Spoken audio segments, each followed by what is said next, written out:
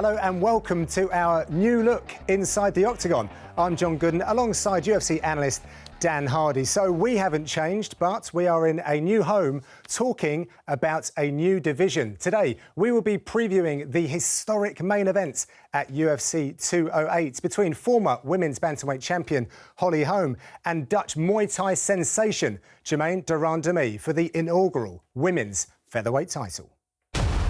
The UFC Women's Featherweight Championship. Holly Holm, one of the greatest female boxers ever. The best pound-for-pound fighter in Muay Thai. 45-0 for Germaine de Randamie. Folded her like a lawn chair. That was brutal. And it is all over! Just like that! She's hurt! Get it! It's out! Oh my God! Wow!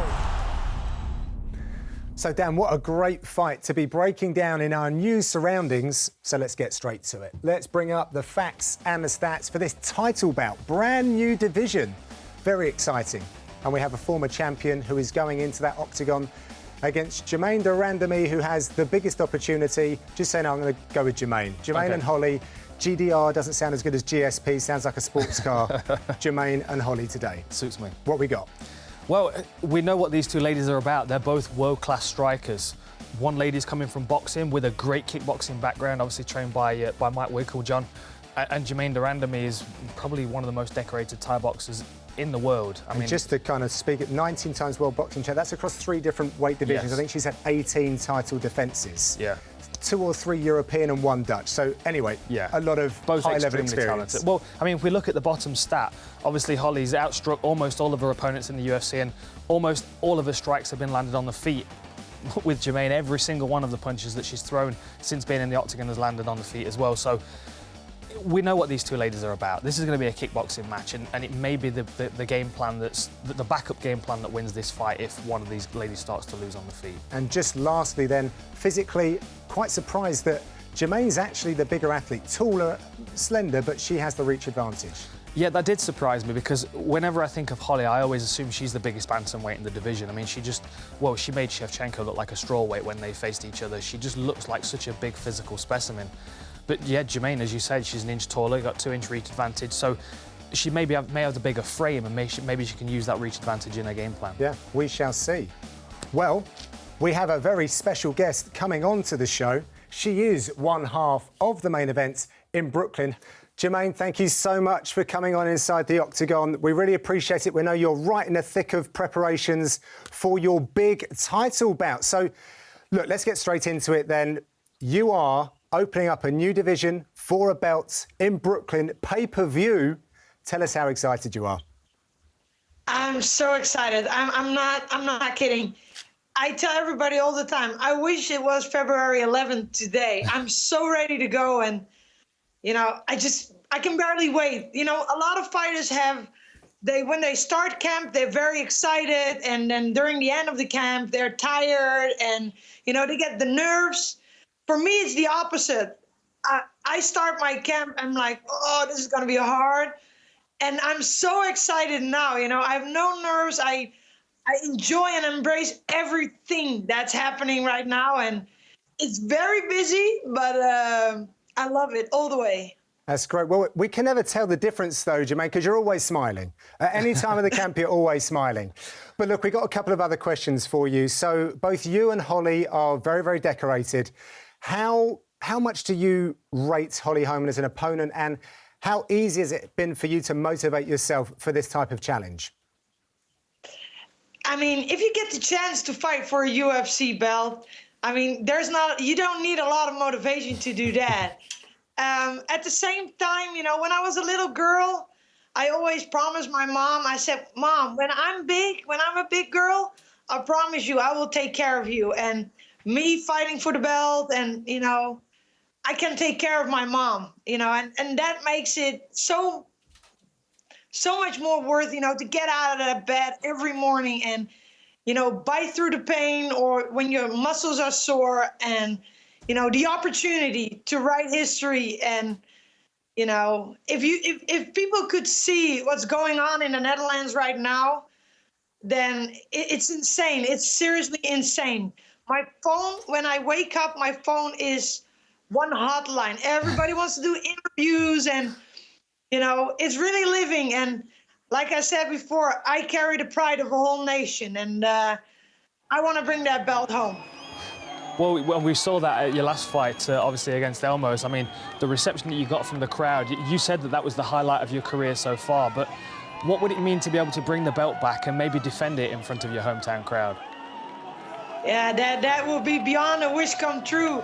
I mean, I think I gave everything I have in this training camp. You know, there's not much I have left more that I could do or could do differently. And I will leave that in the cage too. And the best women will win that night. But, you know, I will give everything to make my country proud. And, you know, I'm just ready to go. So I have a technical question for you now. This is for my personal interest. Looking at Holly, how do you think Holly views you as an opponent? And how do you think she will approach her training camp to prepare for you as an opponent? You know what?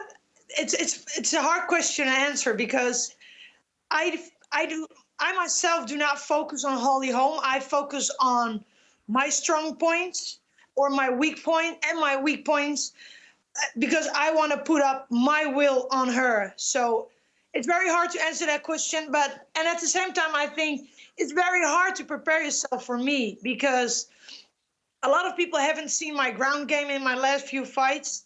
I've really grown as a fighter. I'm more matured. I'm healthy. I'm strong as I've ever been before. And, you know, I can adjust. So it's very hard to prepare for me, I think. So I don't know. I cannot answer the question. I'm sorry. Well, I've got a question that you definitely will be able to answer. I know you're excited about Holly Holm as an opponent, but why should everyone else be as excited as you? Because I bring the fight. There's no secret in what I'm going to do. I'm going to try to finish the fight. I'm not afraid to get knocked out. I'm not afraid to take any risks. We all know Holly is a counter striker, and I'm going to bring the fight. February 11th, people will never forget me again because I will bring the fight. I will take a risk. And that is why they call you the Iron Lady, right? Absolutely. Great stuff. Germaine, thank you so much for taking time out to speak with us. Best of luck in the last moments of your preparation and have a great fight. Thank you so much, guys.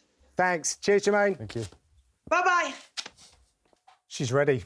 She is. She seems like in a really good place. Excited for this one. She's always in a good place, though, Dan. She's one of those athletes. Yeah. 18-something years of experience. I think that gives you that calmness and confidence, which will prepare you for the brightest lights. Yeah, I mean, we're talking about this being her, well, the first featherweight title in the women's divisions and their first title shot in this weight class. But we have to remember these ladies have prepared for world title defences many times before. So this is routine for them. They've probably prepared for more title fights than non-title fights at this point in their careers. So that's a ridiculous thing to consider. It's true, though, right? I mean, this is a walk in the park for these ladies. Well, not quite. They're going to make it not a walk in the park for each other. So let's get into it then. We have two decorated strikers, but they certainly set things up very differently. Yes. Where do you want to start with this? Well, it makes sense for me to start with Germaine, basically because she's usually the aggressor in her fights. Okay.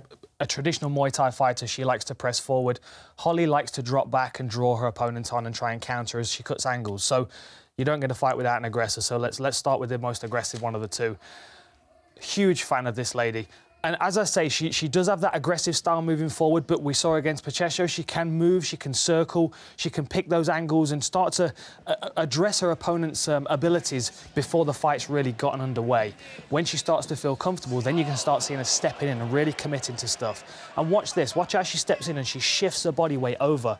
So any counter punch goes whizzing past her head. She's off the centre line. Exactly the same thing with Julie Kedzie, who showed amazing toughness in this fight. But using her reach to her fullest extent, that 71 inches, she really pushes that punch through her opponent. There's no snap at the end of a punch. She's punching through her opponent, which is just excellent martial arts. It's you know, kickboxing 101. Straight through opponent, you get that turn of the head and that turn of the body, and that's really what creates that knockout opportunity. Against Elmos, this was the Rotterdam fight that she had where the crowd just got behind her. I mean, you could see the energy of the crowd feeding her as she was pushing forward. And with the reach advantage, she was able to really land some good quality shots and get a beautiful finish. But really, ultimately, you know, we see her as a Thai boxer, but she's focused so much on boxing since she's come to mixed martial arts. I don't know whether that's the risk of the takedown. For kicking, that was certainly a concern of mine when I got into it. But the power punching that she's displayed so far has been absolutely unreal. Let's just have a quick look at this, because what I want to talk about is how she picks her shots, how she reads her opponent. And you can see Pacheco, she winces for a second. We're going to see it here, right? So she gets caught with a really bad uppercut because she's expecting the overhand right. That comes. She gets caught with an uppercut, and as Germaine starts to pour forward, she doesn't even think about what she's doing with her feet. She reaches forward. Look, her feet travel with her. She steps forward and then back into an orthodox stance to throw a power left hook. There was no step forward stagger to then turn into the left hook. She actually allowed herself to follow through with the momentum of the punch to carry it, which just generates more power and more momentum behind the punches, which is why she's got so many knockouts on her record. It's just reps and reps and reps. And it's just that lizard brain that I know that you like talking about taking over, because you always result back to your training and just so many hours of combat experience. What I really like about Germaine is that really nice long jab, the short steps she uses, which I think we've covered with Anthony Johnson. Which allows her to be very reactive to create lots and lots of power. And it's just a very nice static movement. And the other benefit of that is as well, and we've seen this with Anthony Johnson, is when someone shoots in, they meet square hips. Right. Because she's so balanced and she's so solid, if you keep bringing your feet together, it's so much easier to get taken down. Got it. Which may be why her takedown defence is up, because she's always so well balanced and can interact with her opponent when they approach her. OK, well, I think I know what you're going to come up with for Holly Holm. And you guys at home have been very kind to bless us with some questions on Twitter. I'm going to take a look, because there's one that really stuck out for me, which I think is going to work. And it is from Joe Riley. And he is saying, do you think a counter-attack strategy in this fight will serve Holly Holm well against de Randamie? Now, you said at the top that Germaine is the aggressor, but Holly can lead the dance as well. Yeah. But how do you see it going down in this particular fight? Well, yes, she can. She most definitely can. Just as Germaine can move away and counter-fight. But they do fall into a comfort zone, which is the aggressor for Germaine and the counter-fighter for Holly. Even though they both want the centre of the octagon? Yeah, even so. People get confused about octagon control. In my opinion, if you get someone to pass through the centre of the octagon and walk onto a punch, you're still controlling the centre of the octagon. That's a good point. Do you know what I mean? People always think that you've got to hold that centre and push everybody back out of it. It's not the case. It's just dictating what happens within the centre of the octagon. If it's happening on your terms, that's when you win in the fight. We saw it against Ronda with Holly, which obviously was just a huge upset. But the game plan that Ronda always has, is to push forward, to be very aggressive. And she just fell into traps that Holly was laying. You can see her cutting angles, getting her head off the centre line, much like Germaine does, and firing that powerful left hand through. But see how she's moving, see how she's circling. Ronda looks like she's controlling the centre here, but she's walking onto punches. She's not controlling anything, in my opinion. Right. This is Holly dictating how this fight goes down. Now, this is much more about controlling the centre in the regular context, in the regular understanding, because she was able to push Renault back with a combination of flurrying punches followed by a body kick. You see, a lot of people, because she's such a high-level boxer, they look at her and they think, well, she's going to box. She's got such powerful kicks. I mean, the step inside kick that we saw her use over and over again is very good for dictating and controlling that range, stopping her opponent flurrying forward and stepping in. She used it against Misha, we'll see here. Every time Misha tried to step in, she got a side kick to the midsection, and it gets discouraging. It slows people down, and you've also got to think that Germaine is probably used to the Thai boxing, the teep, the front kick, which is not necessarily as powerful as the side kick. I just want to pause this because I also want to talk about this punch. This is one of her favourite punches. I know it as the screw punch. That's what my boxing coach always called it. And the reason it's successful is because of how she throws it. Now, get on Fight Pass and go and watch her fight against Renault. What you'll see is her using the screw punch to open her shoulders up so she can power through with her left hand before she throws her left kick. It's a very comfortable combination for her. And the reason that this is a very effective punch, well, there are two reasons. Number one, let me point this out. You'll see her elbow is pointing down. Now, most of the time when people are throwing a punch, throwing a jab, their elbow is pointing out to the side or up. They'll punch down a lot of the time. The other thing that's telling is the position of her hand. So you'll see her knuckles are pointing up. You can see the back of her glove, right, which means that she's punching up. Now, a lot of the time when you're facing an opponent, you'll notice that their guard, there's a gap right in their guard, and that is a lot of the time what she's aiming for. She can close that, which then brings the arms together so she can work around the sides. It's a very, very good tactic to use, and also against Marion Renaud, it got her to pull her elbows up, which exposed the body. And what you find is with mixed martial arts gloves over boxing gloves, with boxing gloves, even 10-ounce ones, you can take a lot of punches on the gloves, whereas these 4-ounce sleeping pills, yeah, they'll find their way through. They'll find their way through your guard.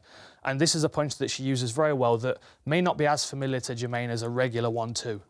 So it was just a beautiful punch, and she caught Shevchenko as she was throwing a kick, so you can see she knocked her straight down, and credit to Shevchenko for getting back up and continuing on to get the victory. But that was probably the most decisive moment of the fight for me, and it was that lead punch from Holly. Well, I actually reached out to Julie Kedzie, who is uniquely qualified to weigh in on this debate, Dan. Obviously fought Germaine and was a teammate of Holly Holm. She's echoed a lot of what you've said, certainly about the counter-striking of Holly, but also did really reference that power kick that Holly has on the left side. But Germaine has it a lot quicker off the front leg and can reach up high with that. So it was just something that Julie said. Thanks, Julie, for weighing in on this one. Really appreciate that. But now what I want to know is, what happens when this fight ties up? Well, this is where it gets interesting. Obviously, they're both strikers, so we expect a striking-based game plan from both ladies. If it doesn't play out very well for one of the ladies, then they've got to think of a second game plan, and whether they're preparing for that in training camp or not, who knows? Germaine in her interview said that we've not seen a great deal of her ground game, so I'm expecting possibly to see a little bit more of that. She seems quite excited to show it off. Holly, we know, comes from Jackson. She wants to knock people out, we know that. Yeah. But if she gets the opportunity, we know it's there. She seems confident to use it, so it may give her more confidence to at least throw strikes when she's on her feet. With Holly, even when she was boxing, she was working at the Jackson Wink camp. She was working around mixed martial artists. So by osmosis, she's gained some wrestling credentials and some wrestling it's interesting ability. you say, because that boxing was done at Jackson Wink. She wasn't elsewhere at a boxing gym. So she's been around this a long, long time. Yeah, I mean, she was a boxer in a mixed martial arts gym. Yes. You know, and now she's obviously working with Izzy Martinez, working on her wrestling. She's going to have other options in this fight, and I feel like if Germaine starts to pressure her, Holly will revert to her takedown. So then we've got to start discussing what happens when they meet and they clinched and Holly's potentially trying to take Germaine down, or vice versa. I mean, this is mixed martial arts. Yeah. We can always be surprised.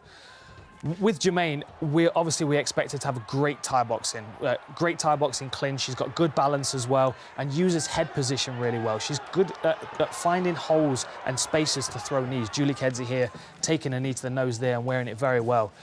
But every time she finds herself in this clinch position, she voluntarily backs up to the fence. And the reason she finds herself here in this position is because this is her favoured side. And this is just a theory of mine, but it's because, well, two reasons. One, she has her right knee, which she's very confident in, and two, she has her right hand. Now, I'm not saying she's going to be able to damage a great deal in this position, but with the left overhook, she can work here and start picking her opponent apart just to give them something else to think about instead of thinking about how they're going to level change and get on her legs. So these are all short, tactical shots. So basically, she can dig the underhook in, which is what we're going to see right now. As I play this on, what I want you to pay attention to is the right arm of Germaine. She's trying to find a gap inside Pacheco's arm, and she's going to feed it in, and that's going to give her control. Here it goes now. You can see she's going to feed it in. There it goes. She feeds it in, so she's got it under a hook. Now she can square up. Now she feels like she's in a confident position to get herself off the fence. Under overs. And this is a routine that she uses all the time, so this is something that's been drilled into her. This is the routine that you follow to defend takedowns against the fence. So if she does clinch and if she does feel like her opponent's going to take her down, she will back up to this position so she can... Like a flow chart. Exactly that. She'll begin this routine. And then from this position here, she gets good head position, she grabs a chin strap, and then she will peel them off the fence and turn. And very often, immediately drives her forehead in so she can push her opponent back against the fence. Now, I don't think there's anybody else in the UFC that has suffered at the knees of Germaine like Elmos did in this fight. And the finishing knee was absolutely spectacular. There it is. We get a replay in a second. I'm going to talk you through why I love it so much. Because it looks like a very basic knee. It looks like a very simple knee. And what you will notice is that Elmos has a knee shield. Now, look at that. Let me just go back there.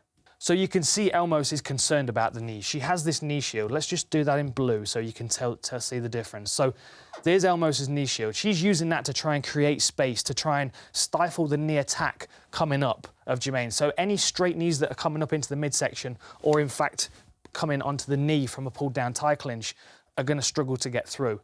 So what Germaine does is this. And what I want you to watch is how she turns her hips. What we're looking out for is this knee here, instead of coming straight up into the midsection of her opponent, she's going to bring it round. She's going to use a slightly circular motion.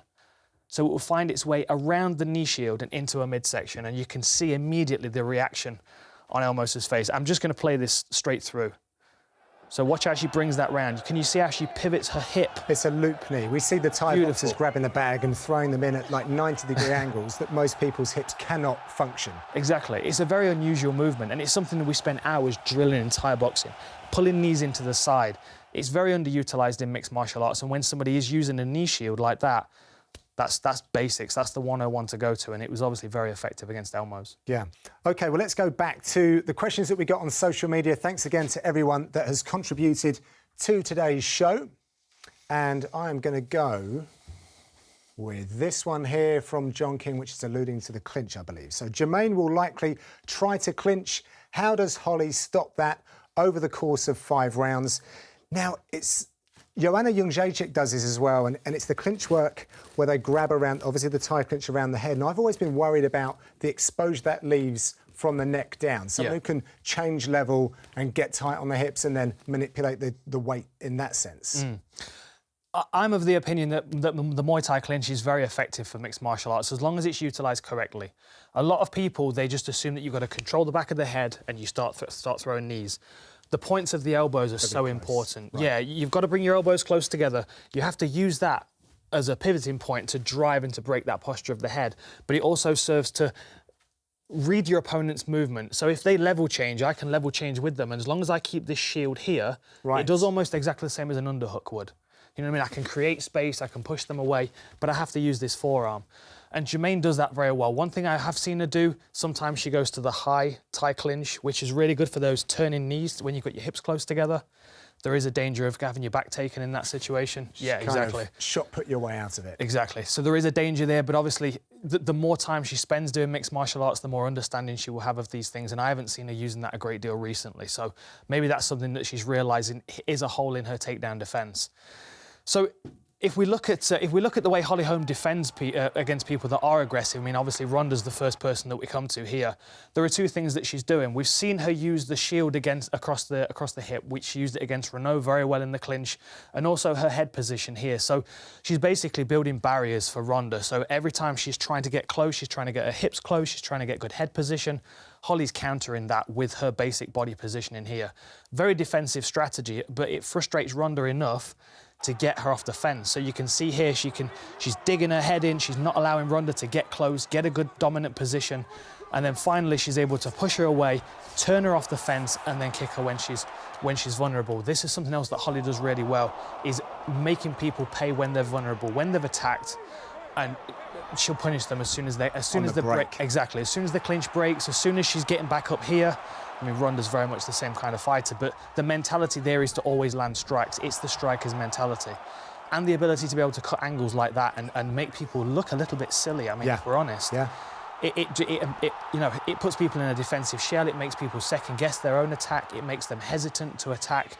These are all very, very useful tools that Holly can use against an aggressive striker like Germaine, who, if you can make her second guess herself, you stand a better chance of dictating the pace of the fight. This is something I want to talk about here, because obviously it's not a traditional tie clinch that she uses. She uses the shield across the hip, and she uses, what she's got here is a single neck tie. So let me just find a position where you can see, there we go, you can see her hand there. Let's just put a magnifier on that, just to focus. So that's her hand there, on the far side hip, which means that anything coming up the centre line, just like Elmos was using with her knee, she can slow that down, but she can also pressure the hip to alter the balance of her opponent. Okay. And this, coupled with the single necktie, causes a lot of problems for Renaud when she's trying to land strikes.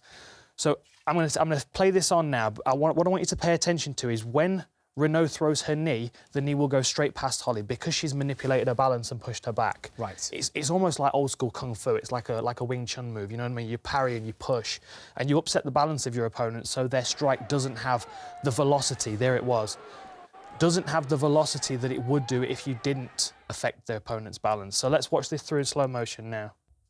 So we can see them circling here. You can see Holly's got the single necktie, and there Renaud pushes the knee forward. You can see the knee just come up at the side. Yeah. That's Holly driving her opponent over. You can see her falling back now. And as I was saying, as soon as Holly breaks the clinch, bang, punishes her with a body kick as well. So then there's that reluctance to enter into the clinch the next time. The other thing that I always want to point out about Holly is just how absolutely strong she is. I mean, she has the thickest, strongest, most powerful legs in this division, and you can see it paying dividends here as Renaud, who's a great grappler in her own right, trying to break her posture and just was unable to, you know. She knows that if she finds her way into these positions that she is strong enough to boss a lot of these ladies. Look at that, hip high, straight back to her feet and immediately working to punish.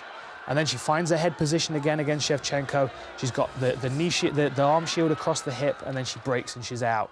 She's very conscious of where her dangers are and where she needs to be in the octagon to stay away from this. Look at this footwork as well. Staying off the fence. She knows that Misha's trying to pin her down and trying to get her on the floor so she can dictate this fight. Holly doesn't allow it. She uses that footwork to move away. And then when you do start to rush forward with, with carelessness, with recklessness, she has a whole selection of stuff. I mean, beautiful really spinning back fist there. Great awareness. And immediately circling off as well to the open side, so she's out of danger. She's very aware when she's in danger in fight. She's very aware when she's putting herself at risk to land a shot, and she's also very good at finding her way out when she's committed to something to get out without taking any damage as well. Germaine is always going to be pushing forward, so Holly's going to have to dictate where she is in the octagon and how Germaine approaches her. Otherwise, she's going to get pushed around and is going to be forced into a wrestling game. It's a great challenge and a great fight. Oh, I can't wait. I can't wait. Oh, me too. But there is more coming from us here at Inside The Octagon. For UFC 208, we will be analysing the co-main to this main, and that is a pivotal match in the 185-pound division. Precision meets power when former middleweight king Anderson the Spider Silva takes on top 10 ranked Derek Brunson. The Jackson Wink fighter hopes a win will restore him to the middleweight title mix, but the future Hall of Famer is determined to prove why he is still a huge threat to the belt he held for so many years. Well, that's about all from us here at Inside The Octagon for this episode. Thank you so much to everyone that contributed via the socials. Keep the conversation going in the comments section below, and we'll see you next time.